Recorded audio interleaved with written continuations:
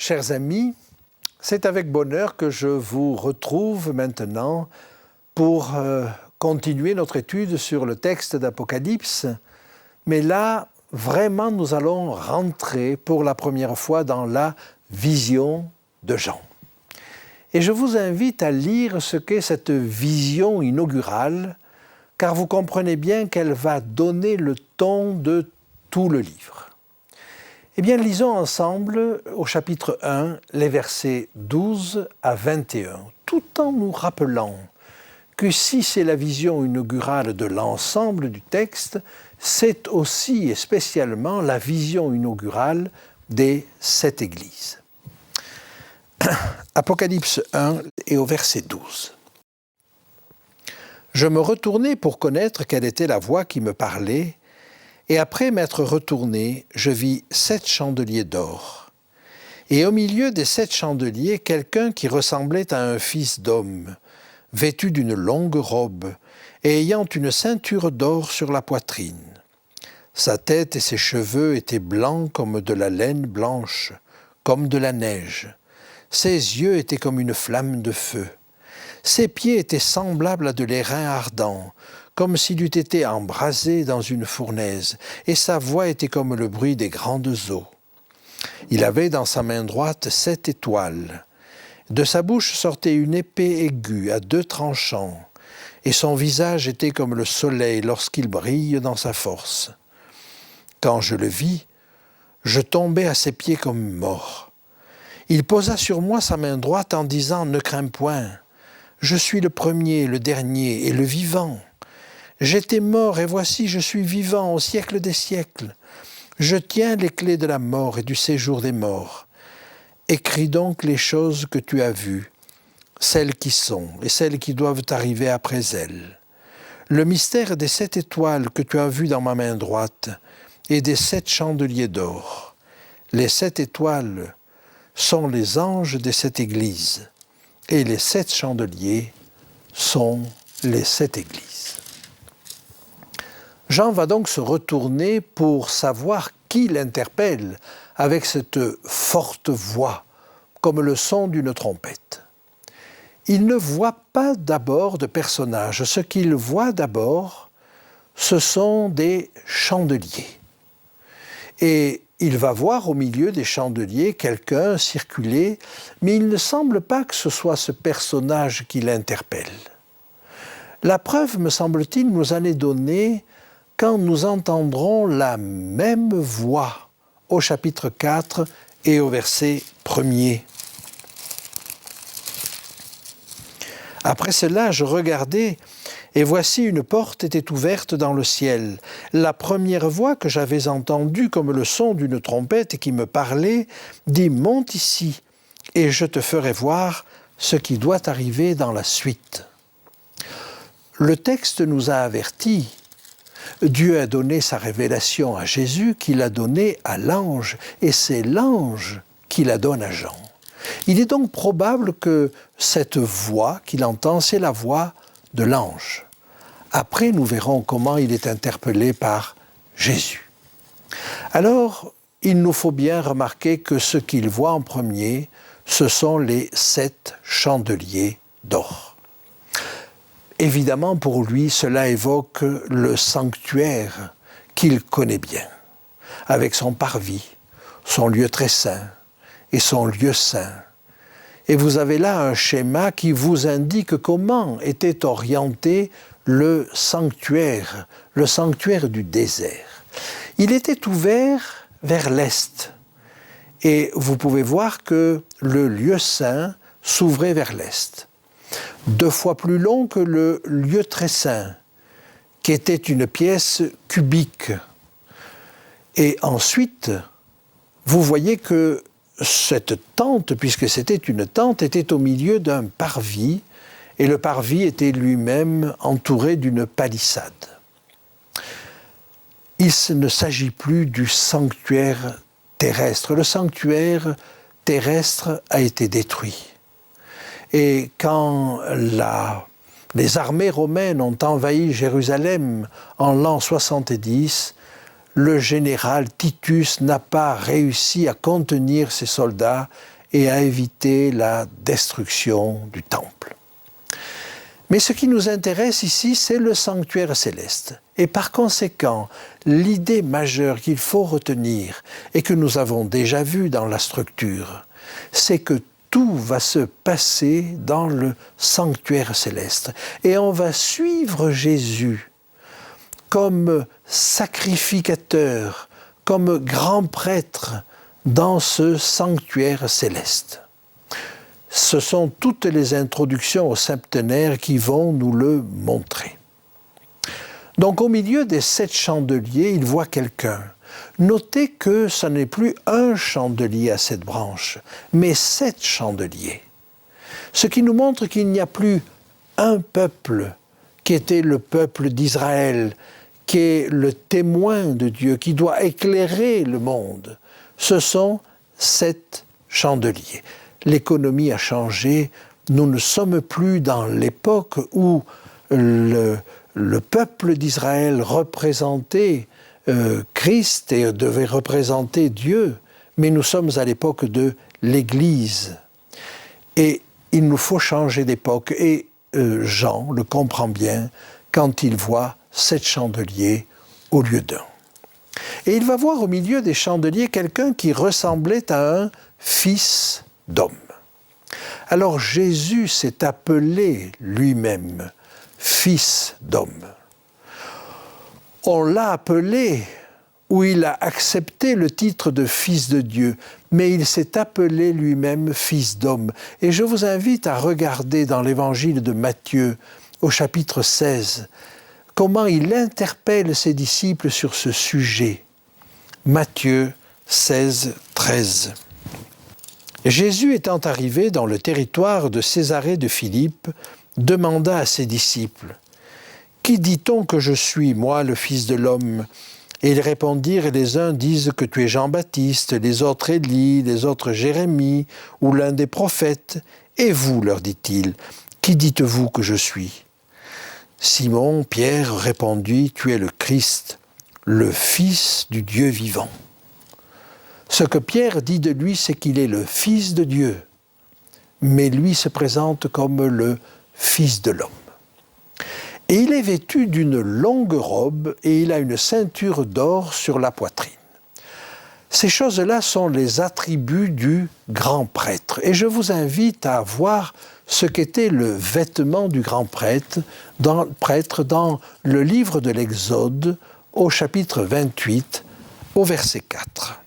Voici les vêtements qu'ils feront, un pectoral, un éphod, une robe, une tunique brodée, une tiare et une ceinture. Ils feront les vêtements sacrés d'Aaron ton frère et à ses fils, afin qu'ils exercent mon sacerdoce. Si nous lisons un petit peu plus loin, nous voyons au verset 15 la constitution d'un élément particulier de ce vêtement, c'est le pectoral.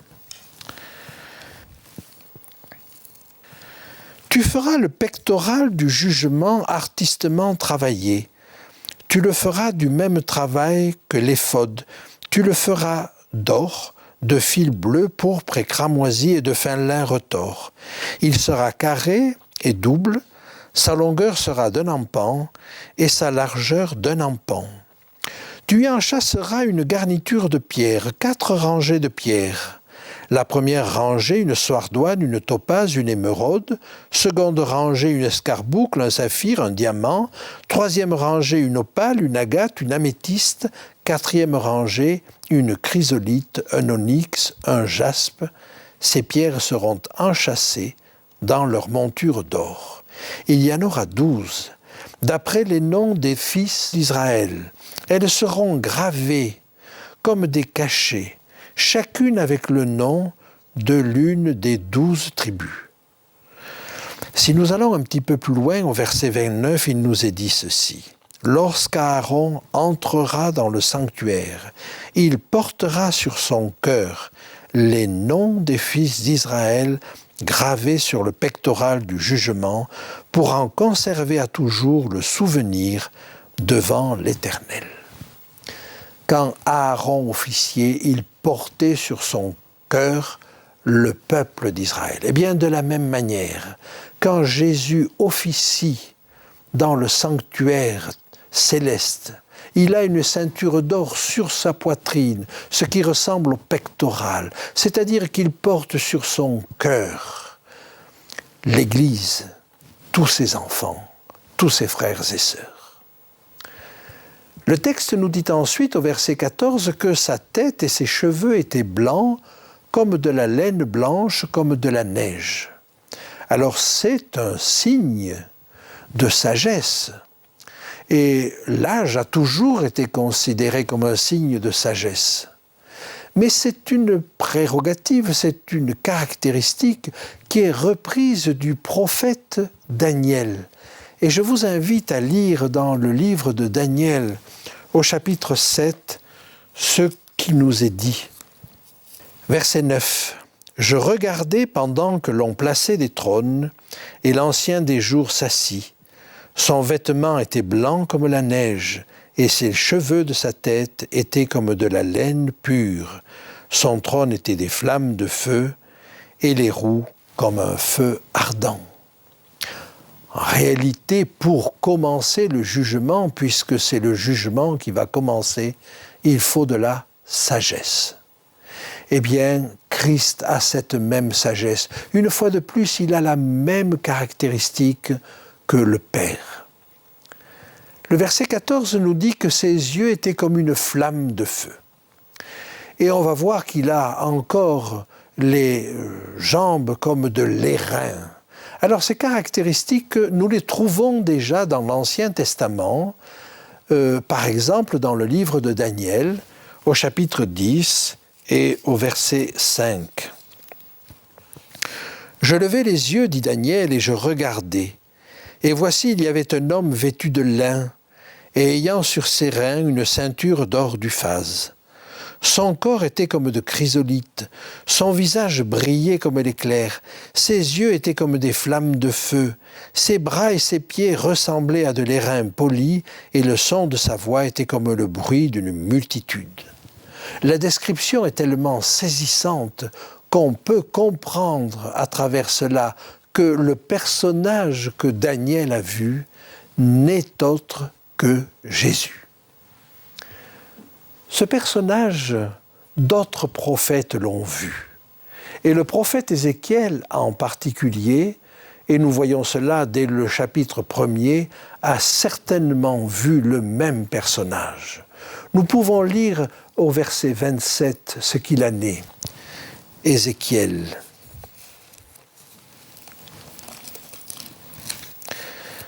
Chapitre 1, verset 27. « Je vis encore comme de l'airain poli, comme du feu, au-dedans duquel était cet homme, et qui rayonnait tout autour, depuis la forme de ses reins jusqu'en haut, et depuis la forme de ses reins jusqu'en bas. Je vis comme du feu, et comme une lumière éclatante dont il était environné. » Que ce soit Daniel, que ce soit Ézéchiel, ou même que ce soit plus tard Paul sur le chemin de Damas, tous font une description comparable. Mais si chacun est terrassé par cette vision, par la brillance de cette vision, par la force de la voix, comme celle de grandes eaux, en réalité, tous vont faire aussi l'expérience du relèvement.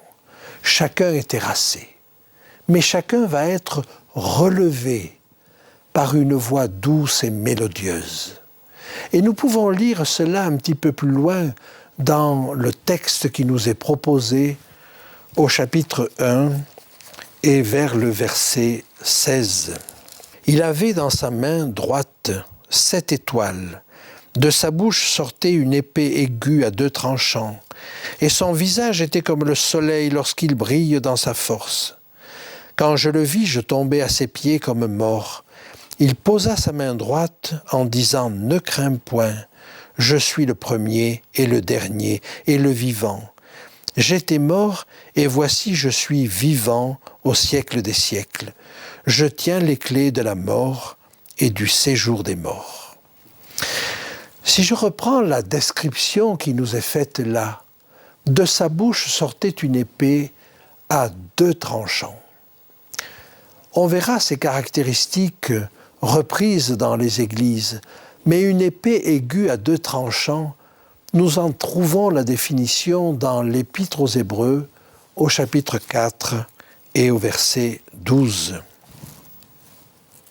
Car la parole de Dieu est vivante et efficace, plus tranchante qu'une épée quelconque à 2 tranchants, pénétrante jusqu'à partager âme et esprit, jointure et moelle, elle juge les sentiments et les pensées du cœur. Si cette parole de Dieu peut être destructrice, et nous verrons qu'elle l'est par exemple en Apocalypse 19, elle est aussi quelque chose qui parle au cœur. Elle nous permet d'avoir du discernement sur ce que sont nos sentiments et nos pensées les plus intimes, jusqu'à séparer âme et esprit, jointure et moelle, jusqu'à juger nos propres sentiments. Nous en serions sans doute incapables par nous-mêmes, mais voilà ce qu'elle peut faire. Alors la suite de la description nous montre un visage brillant comme le soleil lorsqu'il brille dans sa force. Et il nous faut aller à l'expérience de la transfiguration pour réaliser ce que pouvait être cette brillance. Et Jean a vécu cela. On peut le lire au chapitre 17. Son visage était brillant, ses vêtements étaient blancs comme la lumière. Et même le prophète Malachie nous décrit Jésus comme le soleil de justice, et la guérison est sous ses ailes. Alors le verset 17 continue à nous dire ce qu'il en était. Mais Jean tombe aux pieds de Jésus comme mort. Et tous ceux qui ont fait la même expérience, qui ont vu Jésus comme Ézéchiel ou comme Paul, vont faire la même expérience. Ils sont terrassés. Nous pouvons noter que quand Jean va s'adresser à l'ange, il n'est pas terrassé. Mais là, Ézéchiel, Daniel, Paul sont terrassés par cette vision extraordinaire. Lisons éventuellement ce que nous en dit Paul dans le livre des Actes, au chapitre 9. Actes chapitre 9, les versets 3. Comme il était en chemin et qu'il approchait de Damas, tout d'un coup une lumière venant du ciel resplendit autour de lui. Il tomba par terre et il entendit une voix qui lui disait « Saul, Saul, pourquoi me persécutes-tu » Il répondit « Qui es-tu, Seigneur » Et le Seigneur dit « Je suis Jésus que tu persécutes. Il te serait dur de regimber contre les aiguillons. » Tremblant et saisi d'effroi, il dit « Seigneur, que veux-tu que je fasse » Et leur Seigneur lui dit « Lève-toi, entre dans la ville, et on te dira ce que tu dois faire. » Alors, Jésus se présente à lui comme le premier et le dernier. Dans le livre du prophète Ésaïe, au chapitre 44 comme au chapitre 48, le premier et le dernier est en relation avec la prophétie. Il est le premier à la donner, il est le dernier qui va la réaliser. Eh bien, nous sommes exactement dans ce cadre-là. Et il va dire « Je suis le vivant. J'étais mort et voici, je suis vivant au siècle des siècles. » Quand Darius, le roi Mède, va se trouver confronté à Daniel, au prophète Daniel, et va vouloir l'aider, qu'il a été obligé de le jeter dans la fosse aux lions, il va quand même lui parler le matin. Et il va lui dire, est-ce que le Dieu, ton Dieu, ce Dieu vivant dont tu me parles, a pu te délivrer? C'est ainsi que le roi Darius va parler à Daniel. Donc la caractéristique de ce Dieu, c'est d'être vivant, c'est-à-dire d'intervenir dans la vie. Contrairement à toutes les idoles qui pouvaient exister de bois et de pierre, qui ne peuvent pas bouger, qui ne peuvent pas écouter, qui ne peuvent pas répondre. Notre Dieu est un Dieu vivant. Et il lui dit, écris donc les choses que tu as vues, celles qui sont et celles qui doivent arriver après elles, indiquant ainsi qu'il s'agit d'une prophétie. Les 7 étoiles, lui dit-il, ce sont les 7 anges des 7 églises. Et il est probable qu'à chaque époque, il y a eu des personnes envoyées par Dieu qui ont pu être des chefs, des dirigeants, des leaders dans leur église. Et il y a sans doute eu un leader par époque. Et il finit en disant, les 7 chandeliers sont les 7 églises.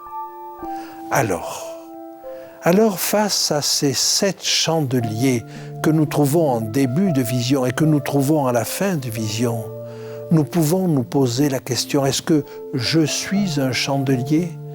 Est-ce que tu es un chandelier? Est-ce que ta vie éclaire autour de toi? Est-ce qu'elle reflète la lumière qui émane de Jésus? Il est la lumière du monde. C'est ce qui nous est dit dans l'évangile de Jean au chapitre 8 et au verset 12. Mais il nous dit aussi dans l'évangile de Matthieu, vous êtes la lumière du monde. Est-ce que votre vie, est-ce que votre parole éclaire autour de vous? Jésus a également dit, vous êtes le sel de la terre.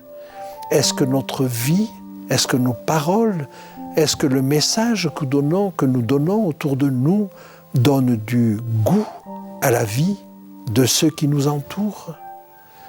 Telle est la question que nous pose ce texte.